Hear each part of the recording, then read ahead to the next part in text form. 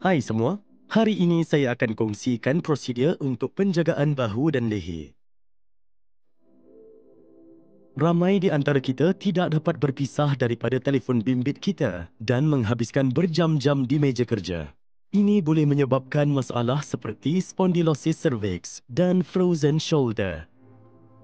Bahu dan leher bukan sahaja melindungi perhubungan antara otak dan badan kita. Ia juga merupakan persimpangan badan manusia. Jika bahu dan leher mengalami penghalangan aliran qi, ia akan menjejaskan kesihatan kita secara serius. Penjagaan bahu dan leher boleh membantu melegakan keletihan otot di kawasan bahu dan leher, serta melegakan gejala spondylosis cervix. Berikut adalah langkah-langkah penjagaan bahu dan leher. Langkah pertama, merangsang titik meridian Du, 10 minit. Pertama, kita meletakkan elektrod putih pada dazui yang terletak di bawah proses pina vertebra cervix ketujuh. Bagi elektrod hitam, ia diletakkan pada titik Ziyang yang terletak di tengah-tengah skapula kita. Selepas meletakkan elektrod, kita akan menghidupkan peranti. Semasa prosedur, kita perlu memilih tahap keamatan yang paling sesuai dengan pelanggan. Titik Ziyang ialah tempat terletaknya tenaga yang terkuat dalam badan kita. Ia boleh mengatur fungsi jantung dan paru-paru kita serta mengurangkan sakit bawah belakang. Titik Dazui pula boleh membantu kita untuk melegakan ketegangan di leher dan meningkatkan peredaran darah kita. Langkah 2. Nyah sekat meridian Du dan meridian pundi kencing, 5 minit. Mula-mula, kita akan melalui meridian Du dari Dazui ke Yaoshu. Kita gerakkan perlahan-lahan ke bawah. Ulang 3 kali.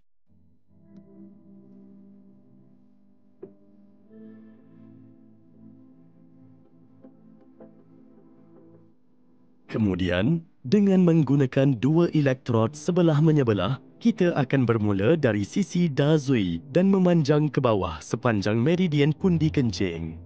Ulangi proses ini sebanyak 3 kali.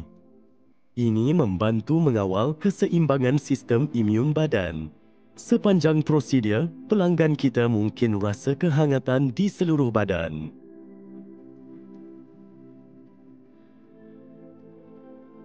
Langkah 3. Tetapkan acupoint, 10 minit.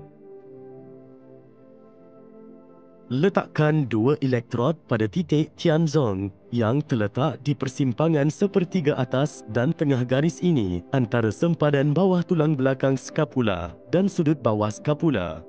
Prosesnya sekat titik Tianzong boleh membantu meredakan ketegangan leher dan bahu serta mengurangkan kesakitan dan ketegangan. Semasa prosedur, penerima mungkin terasa sakit sedikit.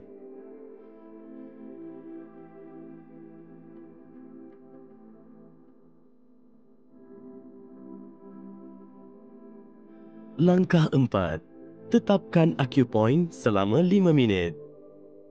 Pertama, letakkan dua elektrod pada titik Jianzhen. Jianzhen terletak 1 inci di atas ketiak.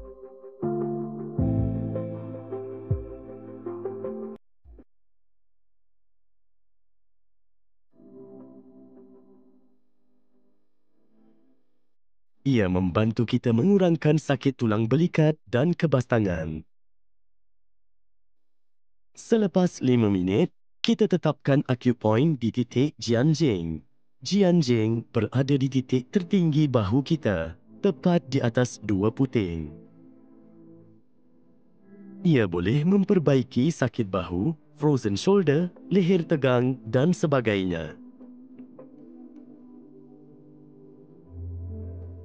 Akhir sekali, kita melegakan kawasan bahagian bawah belakang, 5 minit.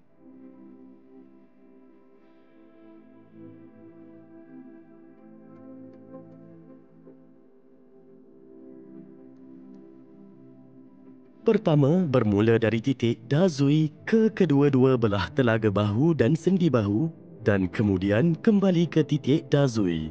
Ulangi proses ini sebanyak 3 kali.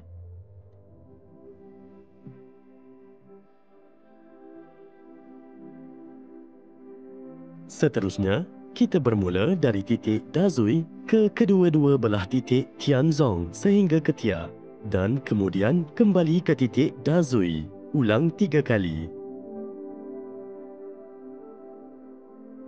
Kemudian, kita bermula semula dari titik dazui ke kedua-dua belah jahitan tulang belikat dan kedua-dua belah titik dabao.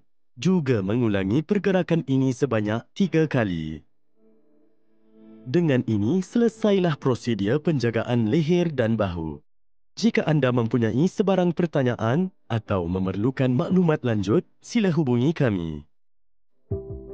Terima kasih kerana menonton. Bye.